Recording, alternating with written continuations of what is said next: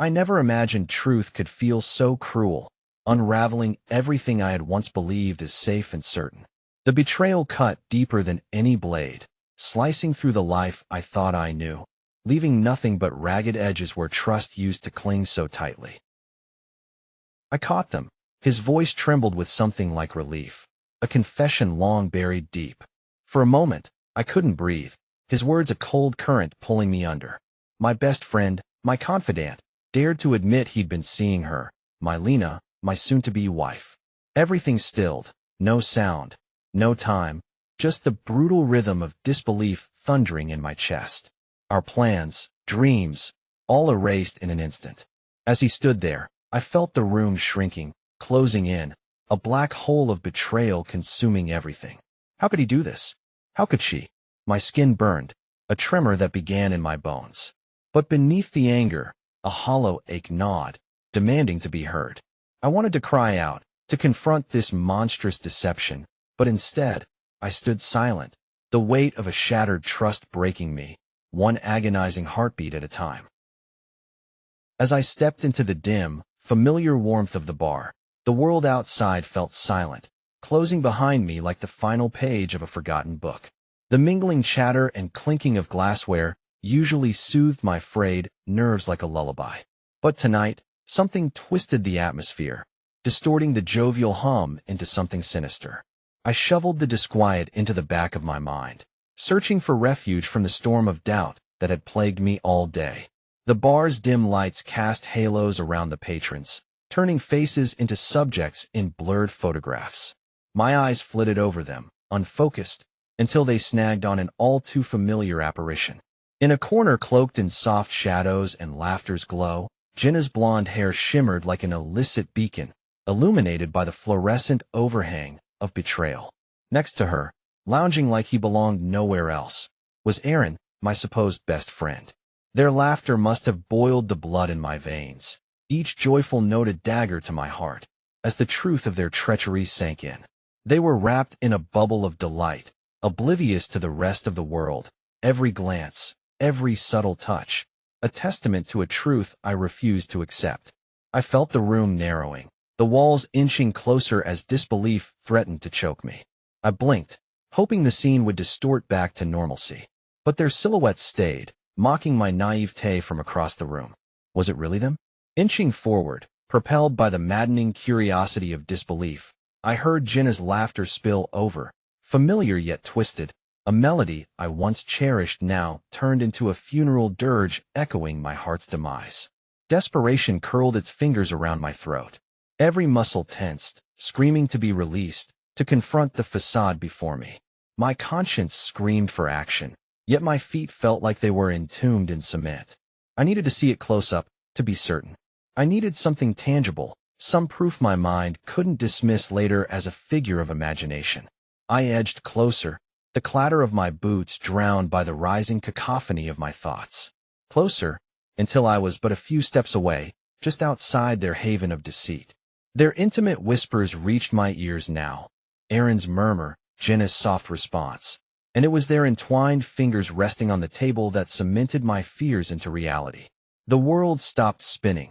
I felt like a ghost, trapped outside the film of their happiness, invisible and inconsequential. The sudden numbness was like a punch to the gut. An emotional implosion consumed me, yet my exterior was statuesque, as if resignation had shackled me. Inside, a bridge snapped. Something irreparable now cascaded through the chasm of my heart. In that instant, choices crystallized like ice. But I lingered, just a moment more, tethered by their laughter, the remnant embers of what I'd thought was unshakable. The air thrummed with laughter and clinking glasses, my pulse pounding to a different, darker rhythm. I stood just inside the threshold of the bar, the cacophony around me fading into distant white noise, tunneling in on my target. My heart felt like it was being squeezed, twisted inside my chest, as I spotted them across the room. Their back to me, they seemed relaxed, none of the tension locking my muscles evident in their posture. Each step I took felt like pushing through molasses, but I couldn't stop now. Not with the bile of my anger rising, bitter and acrid in my throat. My voice, when it finally clawed its way out, was more tremor than thunder. I need to talk to you. Heads turned, curious eyes flitting between us as the words landed, a pause in the rhythm of the room. They looked up, surprise flickering into something guarded, masking the guilt I was sure was buried there somewhere. It had to be. There had to be some indication this hurt them, too. Here? They replied. Too casual, the feigned nonchalance only fueling the fire under my skin. Yes, here. My voice echoed sharper than intended, each syllable vibrating with a raw edge of pain that hadn't dulled since I first learned the truth. The truth that was now suspended between us like a taut wire, ready to snap. We were close now, a few feet standing between their steadiness and my fractured resolve. The dim light seemed to fade further, pulling its warmth away as I tried to steady myself. Why? The question slipped out quieter than I'd expected, the word buckling under the weight of everything it carried. Betrayal, confusion, a pleading demand for some answer that might stanch the bleeding wound in my chest. Their pause was brief, breath-stealing. When they finally spoke, the words clattered over me, each explanation more hollow than the last. It sounded crafted, rehearsed, and I realized with a sinking stomach that nothing would be enough. Their reasons skittered over the surface of the agony that pulsed beneath my skin, leaving me with nothing but more questions, more anger. Was it worth it? I asked, my voice cold, and yet desperate for a shred of honesty. They looked away, the silence between us settling deep and whispering of a finality I wasn't ready to accept. Their answer, if they'd even thought to offer one, was swallowed by the surrounding chatter. I felt a prickle of moisture on my cheeks, surprised at the realization that tears were carving down my face in spite of everything I tried to fortify myself with. With each word left hanging, unspoken, the gap between us widened. I wasn't sure what terrified me more, that they'd find the words, or that they wouldn't. The confrontation simmered unresolved, a live wire humming in my gut. Leaving it unsettled, I turned abruptly, the room blurring by until I reached the night-chilled air outside, alone with my thunderstorm of emotions. My footsteps echoed against the cracked pavement as I trudged home, each step heavier than the last. The night air tasted bitter, laced with the remnants of crushed words and cold stares from earlier. I could barely remember leaving the chaos behind. The only thing clear was the hollow thud inside me, resonating louder than any argument. It was like I was on autopilot, each movement disconnected, drawn from memory rather than intention. Finally, inside the dim warmth of my apartment, I let the door click shut with a finality that settled deep in my bones. Silence wrapped around me like a shroud, suffocating, as their laughter echoed cruelly in the recesses of my mind. I dropped my keys on the table with a clatter and sank into the couch, staring at the ceiling, willing the stillness to lull me to numbness. Beneath the quiet, the emotional ache simmered. I wanted so badly to detach, to distance myself from the sharp edges of everything left unsaid. But even here, surrounded by the familiar comfort of my own things, loneliness seeped in like a chilling draft. Everywhere I turned in my mind, I saw blank spaces where connections used to be. I sat up and cradled my head in my hands, pressing harder than necessary, as if the pressure could hold together the fragments threatening to collapse. My breathing was ragged, shallow against the impending tide of realization washing through me. The life I thought I had built seemed like a scattered lie. That cruel laughter, their careless dismissal, ripped through the heartbeat of whatever certainty I had left clinging to. I stood up again, restless, needing movement to chase away the looming sense of despair that I couldn't quite shake. My gaze landed on a mirror in the hallway. I hesitated, one step, then another, until I was face to face with my own reflection. What stared back was a hollow-eyed stranger, half obscured by shadow, half blanched in the streetlight's eerie glow. Was this what it had come to? Unknown, unseen, unbearably small under the weight of it all. Why? I murmured, my voice, to my ears, barely more than a whisper. It didn't need an answer. I already knew there wasn't one that would nurse the sting or fill the void that yawned beneath. They hadn't cared. It had all been so trivial in their eyes. The dismissals and the betrayals felt like a knife twisting deeper with each recollection. I drew away, backing slowly until I hit the wall, my shoulders bracing against it for support, grounding against the darkness. I closed my eyes, willing to shut down this endless cycle of disbelief and grief. Yet, Despite wanting to retreat further, somewhere in that numbness, a tiny, stubborn glimmer flickered, a clarity that whispered not all was lost, not wholly irretrievable. I needed to find it, in the midst of this rubble, to grasp whatever remained, and build from that faint, flickering light. The rain taps insistently against the window, as if mirroring the turmoil swirling inside me. I'm standing in my living room, but every corner still reeks of her presence. Her laughter dangles in the air, taunting and elusive, a piece of rope just out of reach. It's the kind of laugh that once made me feel unstoppable. I hear it now, crawling under my skin, and I can only wonder how I misread its melody. I close my eyes, and I'm transported to that autumn day in the park. Her head was thrown back, catching the last amber rays as her laughter mingled with the rustling trees. We were a portrait, an illusion of harmony. I remember how her fingers would slide into mine, each gesture a silent vow, her smile punctuating our unheard promises. That smile, though, it haunts me now, a relic from a past I'm not allowed to forget or, it seems, forgive. She loved sunflowers. I can see her now, dragging me through fields of them, the sunlight tangling in her hair like a blessing. Look, she'd say, pointing at the sky, a perfect day.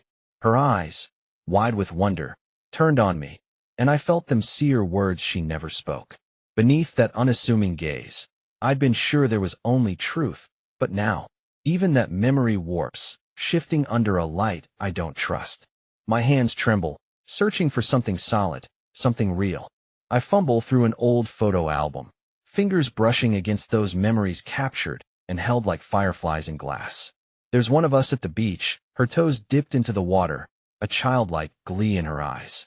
It's cold, she gasped then, drawing me in with the warmth she radiated, making every chill worth the shiver. That glee, was it real, or just the glimmer before a storm I never saw coming? The room darkens as clouds blot out the remaining daylight, wrapping me in a solitude too familiar. Her absence is a gaping maw, swallowing light. The sheer weight of everything unsaid, everything I thought was understood, collapses onto me. Those sunflower fields, that laughter, and the soothing symphony of her whispers were only a mask. Her smile, once a balm to my soul, now mocked me from the shadows of my mind, whispering of deceit I'd been too blind to see. Pain sharpens as the rain intensifies, mixing with the sound of a life I thought was mine but feels borrowed, stolen. Each droplet crashes against the window like a reminder of every plan, dream, and night spent wrapped in her warmth. I grip the album tighter, knuckles white, the photographs a painful catalog of joy turned rancid. This room, this life, echoes with her absence, and the shattering revelation that every heartbeat, every unguarded moment, was lovingly wrapped in lies. The rain keeps falling, relentless, washing away the comfort of my ignorance. I stand, trapped between what was and what can never be again, longing for the sunflowers but dreading the storm's return. Every ring of the phone felt like a needle piercing through a carefully stitched facade, unraveling at the seams.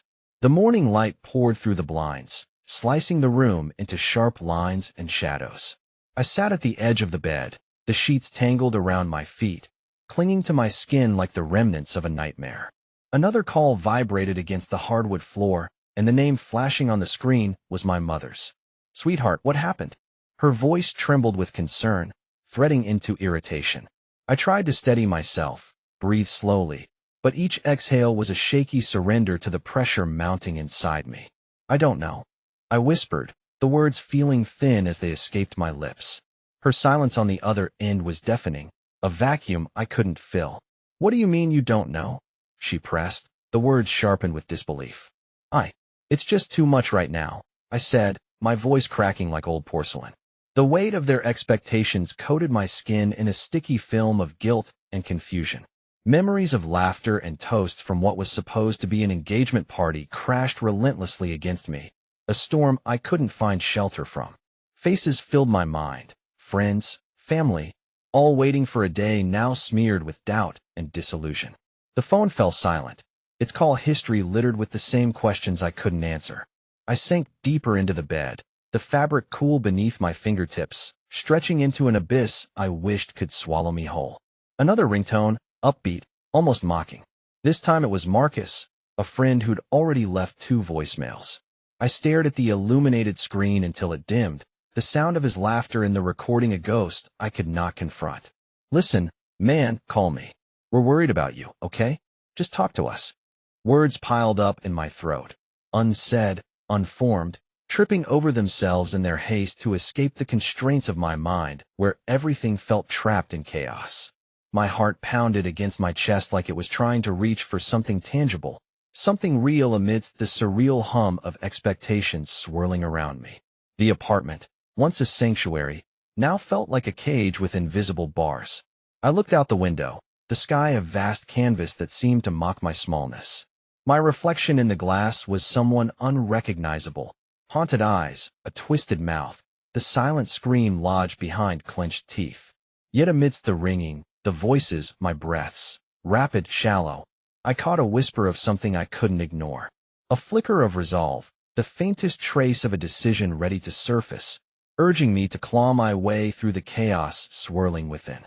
I turned from the window, determination blooming at the edges of despair, and reached for the phone. The phone felt cold and heavy against my ear, my grip tight and unsteady, as if letting go of that little piece of plastic was somehow linked to losing every shred of hope I clung to.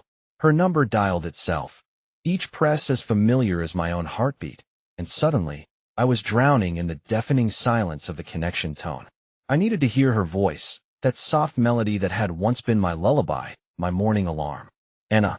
My voice cracked the air between us, a thin thread threading through space, hoping to pull some piece of the past back together. "Can we talk?" For a moment, dead air fought the ghosts of our laughter. Then, she breathed the word I'd been dreading. "Why?" That one syllable was a chisel to my heart, carving away at any illusion of a shared reality. I tightened my grip, feeling the plastic dig into my skin, grounding me. "I just need to understand. Was any of it real?" There was a pause, long and infinite. I imagined her lips struggling to mold the truth into something palatable, but in that silence lay the brutal honesty I feared more than words. "Please, Anna. I need this.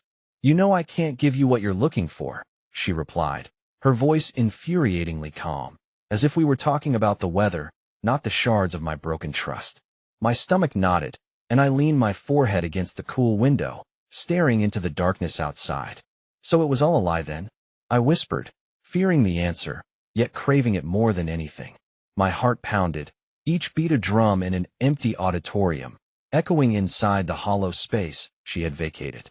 She sighed softly, the sound almost tender, which only made it worse. "Not everything. But does it even matter now?" Her words, intended to soothe, only inflamed the raw edges of my need. "It matters to me, Anna. It matters because I loved you. God, I still..." "Don't." She cut me off, her voice sharp now, slicing through my plea. My heart thudded painfully. "It's over. We have to let it go." The room seemed to shrink, walls pressing in with the weight of her words. My free hand brushed a tear from my cheek. I just thought, maybe. It was all I could offer before words failed me, leaving only the ragged sound of my breath. Anna sighed again, and this time it felt final, like the gentle thud of a coffin lid. "Take care, okay?" She hung up, leaving a silence so complete it roared in my ears, the call disconnected but her absence resonating deeper than any goodbye ever could. I stared at my reflection in the window, the glass refracting the image of someone I barely recognized. The only thing familiar was the ache, a companion I realized I might never shake. Ink wept onto the pages, each word a fragile testament to a heart racked by betrayal, seeking redemption in solitude. I gripped the pen with a force that turned my knuckles white, my fingers aching against its slender weight, as if trying to squeeze out the very soul that refused to stay silent. The journal lay open like an old confidant, its yellowed pages waiting silently, absorbing each desperate scrawl that bled from my mind. I poured everything out, like venom extracted from a deadly wound, sentence after unstructured sentence. My breathing synced with the frantic rhythm of the pen. The stinging scent of ink mingled with the dampness of anxious sweat beating on my skin. I wrote with fevered purpose, carving my pains into history. How could it end up like this? The question hovered in every line I etched, haunting like a specter refused rest. The betrayal felt fresh, still burning raw against my insides where memories once lived untouched. Each recollection stuttered and broke through the chaos. The laughter shared, the secrets whispered in the safety of darkness, now tainted. I watched the ink etch her name across the page, the letters curved with a familiarity that cut deeper than any imagined blade. The desk beneath me felt like the only solid thing in a world spun upside down. I closed my eyes briefly, pressing the heel of my palm to my forehead, willing the tears that hovered behind my eyelids to subside. The room was silent except for the relentless scrape of pen against paper and the low hum of the fridge in the neighboring room, an unnoticed companion in my solitude. Writing was the outlet I never knew I needed, a dialogue with the only person who couldn't lie to me. My pen slowed as words began to rearrange themselves into forms less chaotic, sentences touching on something more introspective. Each stroke on the page felt deliberate, no longer a reckless purge, but a reflective dance. The storm inside me didn't calm. It shifted, like a hurricane finding a new path. I let the pen hang over the page, finally looking at what I'd wrought. Hundreds of tangled thoughts, now settling into a pattern I hadn't anticipated. Beneath the hurt and anger, a quiet voice emerged, not strong enough to shout, but persistent in its whisper, endure. It sounded different from the cacophony of anguish. I realized the ink held more than just bitterness. It testified to resilience, the stubborn seed of healing, taking root amidst the desolation of my heart. I closed the journal slowly, abruptly aware of the tears I couldn't deny any longer. They fell onto the cover, staining it with a different kind of ink, one of profound release. There was no erasing the past, but here was a place to reconcile with it, one word at a time. His voice grated like sandpaper over raw wounds, each syllable begging for understanding, but seasoned with regret.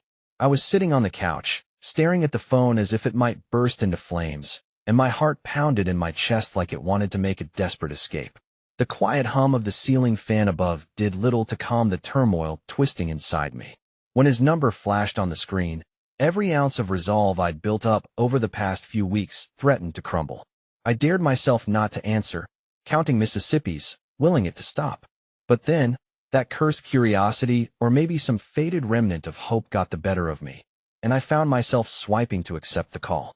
His voice, when it came through the line, was low and unsure, laced with an awkwardness that belied the magnitude of his apology. "I'm sorry," he said, the words heavy as if they'd been dragged through his mind too many times before finding an escape. There was a pause, pregnant with everything that had been left unsaid between us. My fingers curled into fists, nails biting into my palms. The silence stretched so thin I feared it might snap. Yet beneath his words, something familiar fluttered, flickering across the tapestries of resentment woven over time. "I know it took me too long to call," he continued, genuine regret threading through his tone. Images of the night, everything imploded flashed before my eyes. His betrayal, my rage, the fallout. I'd replayed it, dissected every detail under the relentless spotlight of my insomnia. And now here he was, trying to erase all those sleepless nights with a simple apology. I pressed the phone harder against my ear, seeking, perhaps, a timbre of insincerity that wasn't there. "Do you think that changes anything?" I asked, my voice unsteady but fierce, fueled by resentment and a reluctant hunger for clarity. His sigh traveled through the line like wind through brittle leaves. "No," he admitted, the honesty in his voice unmoored something inside me. "But I want to try and explain. If you'll let me." I let my head fall back against the couch, the cracked ceiling blurring as my vision wavered. Somehow, amidst the uprooted anger, I found a sliver of space where my old loyalty and his current remorse could meet and maybe, just maybe, find some reconciliation. "All right," I whispered finally, the word leaving my lips with the weight of a lingering storm. Each letter was a tentative maneuver into an unknown territory between friendship and forgiveness. On the other end, he must have heard the hesitation, the thin lifeline I was tossing out in the hope he could catch it. His softened breath was my only answer, but it was enough to quench the inferno, leaving just the two of us standing amidst its smoldering embers. The future was uncertain, but for the first time, We were taking the first step towards understanding. The pavement felt solid beneath my feet as I stood at the edge of the world I'd known, the air tasting of quiet resolve. The early morning chill brushed against my skin, a gentle nudge from reality, reminding me that this was no dream. A crossroads, where asphalt ran straight into the horizon, flanked by a riot of trees whispering secrets to the dawn. I inhaled deeply, feeling the cool air fill my lungs, grounding me in this moment of simple clarity. It was like exhaling a burden I'd carried too long, one breath at a time. The betrayal, like an old scar, had etched its story into the lines of my skin, but here, now, it began feeling more like a distant tale than a living wound. For far too long, I kept myself tethered to shadows, in the company of those who painted my world with false promises and hidden knives. But in this quiet morning solitude, everything looked different, felt different. As if I could reach out and touch the soft glow of light beginning to spread across the sky, promising warmth after the night's chill. As I turned away from the past, the dawn's light played across the horizon, painting the sky with new beginnings. The words whispered themselves into my mind, a silent vow wrapped in hope. I closed my eyes briefly, holding onto the vision of a future untainted by deceit and pain. There was a simplicity in this singular thought: to just walk forward. My path lay open, defined not by curves and crossroads, but by the clarity of knowing what I wanted no longer lied behind me. Each step I took now felt deliberate, a choice to wander away from a past littered with the debris of broken trust. I welcomed the sound of my footsteps trailing in the quiet morning, tapping out a rhythm of acceptance. The sun was starting to stretch its arms wide, spreading thin streams of light that touched my face, warming me from the outside in. The new day was still waking, lifting itself from the sleep of a night that had too often seemed endless. But now, even as the echoes of old memories hummed softly around me, the future felt like a bright, unwritten page. There was peace in this uncertainty, an unscripted path begging to be discovered. One foot in front of the other, now marking the tempo of change. I lingered for a moment longer, casting a final glance back at the path I'd forsaken. The tangible breeze carried whispers of earlier whispers, but they grew softer with every pace away. I did not need to glance back over my shoulder again. The horizon was pulling me forward, its colors unfolding with all the possibilities of what could be. With a heart no longer pinned by betrayal, what lay ahead was mine to define, an open road beckoning with whispers of change and renewal. The world was awake now, rich with the sense of earth and sky, marking the beginning of somewhere new.